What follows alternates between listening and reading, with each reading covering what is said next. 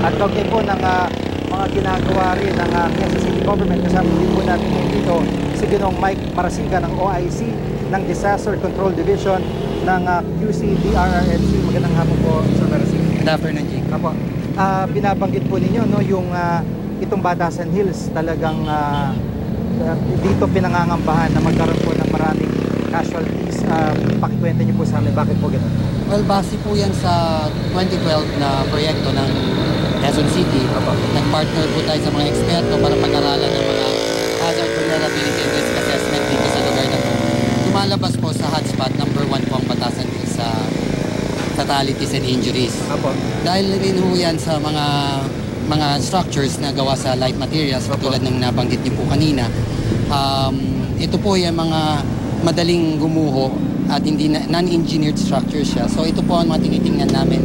More or less, mga nasa 2,000 families po ito nandirito na pinabantayan po ng Quezon. Opo. Paano ho ang ginagawa nyo ngayon? Parang ngayong naglabas na po ang PHIVOLCS ng updated map dito sa Valley Fault map. Paano po ang gagawin ngayon ng Quezon City Government? Well, napakalaking bagay ng Atlas, yung Valley Fault System Atlas na bigay ng PHIVOLCS. Dahil dito, medyo enhanced siya na 1:5,000 yung scale. Makikita mo na siya talagang per parcel.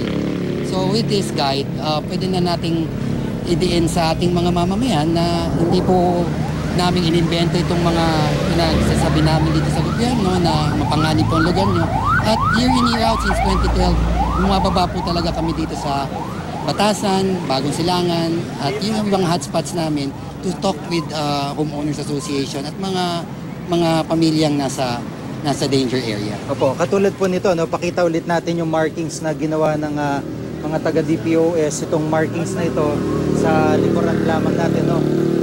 Mula po dito, paano po ba? Tatawid to diretso o medyo pahilis lang po ang mangyayari? Medyo palis siya, papasok siya dun sa area doon, papunta sa may Northview Villas. Itong may hardware na ito. May hardware na yan, dire-diretso. Wag po tayong magkamali na porket hindi tayo tinamaan, hindi wala pa ring panganib, no?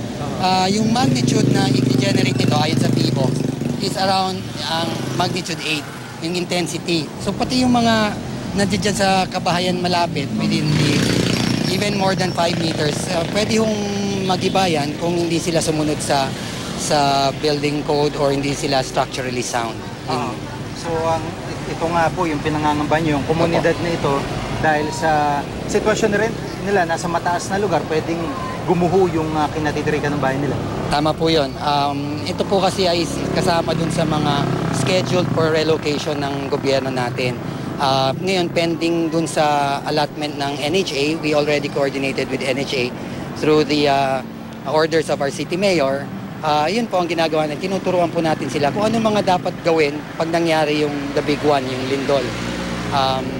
Tulad ng mga disaster kit nila, 72-hour survival kit, saan silang open space pupunta, meron po ba silang mga meet points ng pamilya, kasi pwede yung mawalan ng signal yung mga telcos natin, wala na pang text. So, importante po yun na para sa ganun, pag nangyari yung ating inaabangan 7.2 magnitude, mabawasan po ang mga mapipinsala at masasaktan.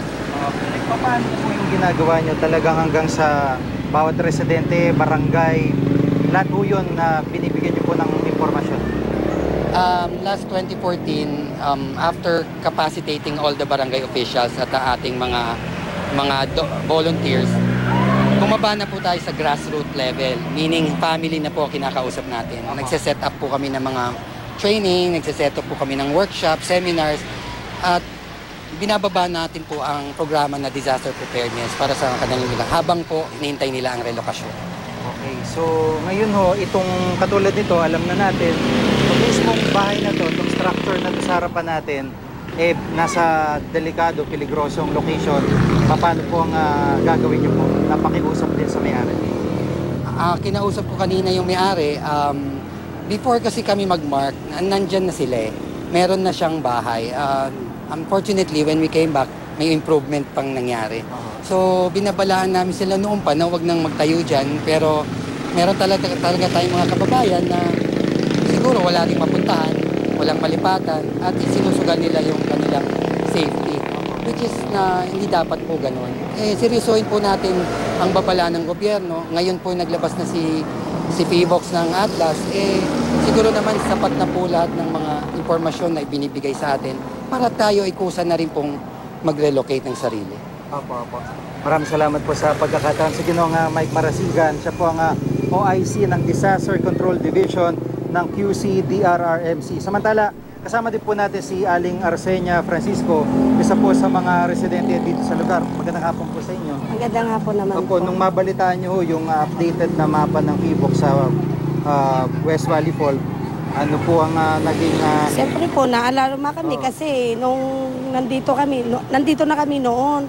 Di naman ho namin nalaman na magkakaroon pala ng PHIVOLCS yung tinitira namin dito. Lupa. Nung bandang huli nalaman namin, siyempre natatakot din kami. Saan pa nga kami naman ililipat dahil matagal na rin kami dito. Bundok pa lang to, nandito na kami. Nung nalaman namin nga may port line, saan kami lilipat? Sino tutulong sa amin? Wala. At saka yung binili namin lote dito, sayang naman yung binayad namin. Saan nila kami lilipat kung talagang pagkakalob ng Panginoon na magkakaroon ng port line, wala na tayong magagawa, sir.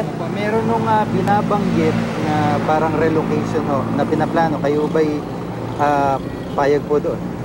Kung mayroon naman pong relocation silang sinasabi, di sana, ikuta rin na po nila habang mas maaga. Wag na po nila antayin nga mga tao, mamamatay bago nila ilipat. Dapat ngayon pa lang po, inahikayat na nila, inaasikaso na nilang bawat tao dito nga nakatira. Sa dinami-dami namin dito, malilipat po ba kami dito lahat? Dami namin kapamilya dito. Kung maililipat nila, noon pa po sana. Lalo na ho ngayon nga, ang mga tao naaalarma, sabi nila, magkakalindol. Kasi kung darating talagang lindol, sir, wala tayong magagawa. Yun ang pinagkakaloob ng Panginoon. Kumbaga, sa panig ng pamilya nyo, paano ang preparasyon na ginagawa rin po ninyo? Gabi-gabi po, siyempre, nag-aalala kami. Siyempre, yung mga anak namin, maliliit pa.